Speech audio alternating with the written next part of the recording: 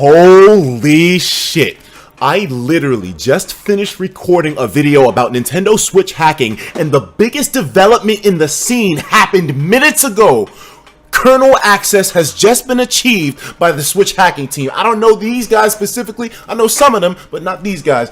Look, take a look at this. Right there, as you can see, we got the kernel already. It's been 4 months since this console has been released, and today it was cracked in half. I'm literally editing my video to do my Switch, talking about the Switch hacking stuff right now. And then this just happens out of nowhere. The kernel has been achieved, my boy. Like I've explained it I've told you about it before. Having access to the kernel is basically like, that's it, game over. That's like ARM9 loader hacks on the 3DS. And for the Switch to now be in that state, the future of Switch hacking is bright as hell right now. This is one hell of a time to be alive. Record time for a Nintendo console to be cracked like that. Insane!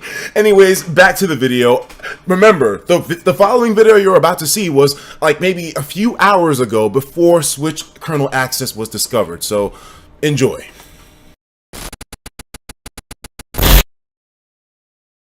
I haven't said much about it, but the Switch hacking scene has been on fire lately. Some people out there have the ability to import models into Switch games like ARMS and Splatoon. I'm not claiming that I'm super expert at this, but I am in communication with a couple of people who are heavy duty in the Switch hacking scene. They know their thing when it comes to being in the ring with Nintendo on some legal terms, on some intellectual property terms, and they kind of try to give me a little bit of a breakdown as to what this is. I'll try to explain it in layman terms as best as possible. Yes, there are some very gaping holes in the Switch's infrastructure that people have been taking advantage of down low. The reason why none of this stuff is being talked about or a public release is being done like with Nunchucks back in the day is because they don't want Nintendo to patch up these openings before they have a chance to exploit them. Once Nintendo actually does catch on to where their system is vulnerable, they'll patch it, and then those guys will release the exploits that they had afterwards. I didn't get the logic at first either, but it's because if you're on that firmware still and the vulnerability is patched afterwards, then if you're still on that firmware, you can take advantage of it and they can move on to the next vulnerability.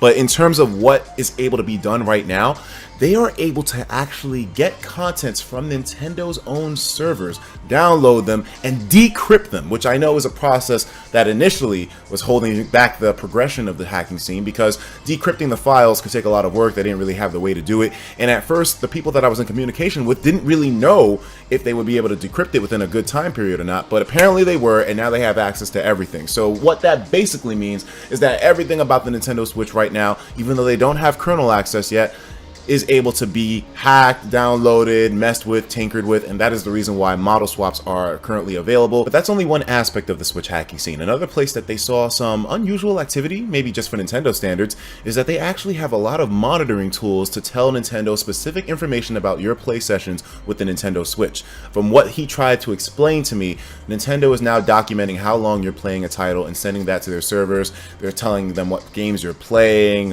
certain things that you down. I mean, and it doesn't really seem like that's information too crazy. I mean, they're monitoring your activity, but that's nothing in the sense of like my privacy is being infringed upon or like, you know, invaded. Rather, that's information that I think is very valuable for Nintendo to have, and it's actually kind of refreshing to see that finally they have a way to monitor that stuff. I asked the guy if they had similar systems to that on the Wii U or other Nintendo hardware, and he said not to his knowledge. So know that Nintendo is now keeping track of your play sessions, how long they are, and I mean, hopefully they can use that information to make the system even better. And if you remember when we previously talked about it, having kernel access to a system basically means that you can do anything with it. You can make adjustments to the firmware, you can make adjustments to programs as free as you want without any restrictions or limitations. We haven't reached that point just yet, but we are so far along now when it comes to this manipulation of the file systems. They have access to them. I had asked the person I'm in communication with, hey, is this like a record time period for how fast this thing went down? Because it's only like, what, 4 months after the console's release? This has to be record-breaking time. As far as they know, apparently the Wii U, to get the same amount of progress in the hacking scene as the Switch has now, took a year.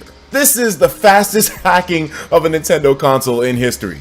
or unless the 3DS beat that record. But from him saying, if we're just comparing it to consoles, the Wii U took way longer. So that just goes to show you that the Switch is probably going to have a lot of interesting, exciting opportunities for homebrew applications. Not piracy, because I don't condone that, but other useful things and features that we can use functionality-wise.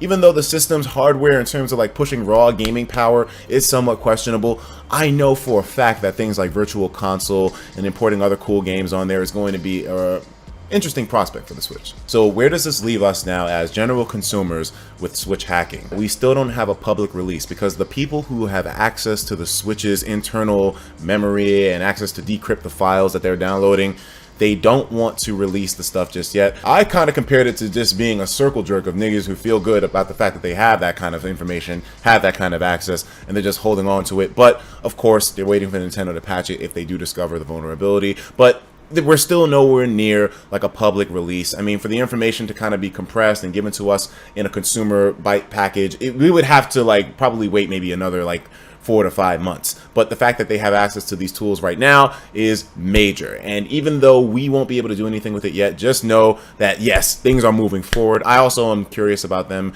having a way to potentially transfer save data from Switch to Switch, do backups in a more efficient manner. I mean, Nintendo does have these features coming out as well, but it doesn't really seem like that's going to be happening too fast. But then again, we don't know the time frames personally. If the hackers are able to do it faster, then you know what? I'll take it. One way or another, we'll keep our eyes on the hacking scene as it progresses. And if there's any other major updates or stuff that I think is interesting to talk about that I know you guys will be excited to see, you definitely can guarantee, bet your black ass, I'm going to be on top of it. Bet my black ass, rather. I'll talk to you guys in the next video. Take care of yourselves. And of course, as usual, please have yourself a damn good one.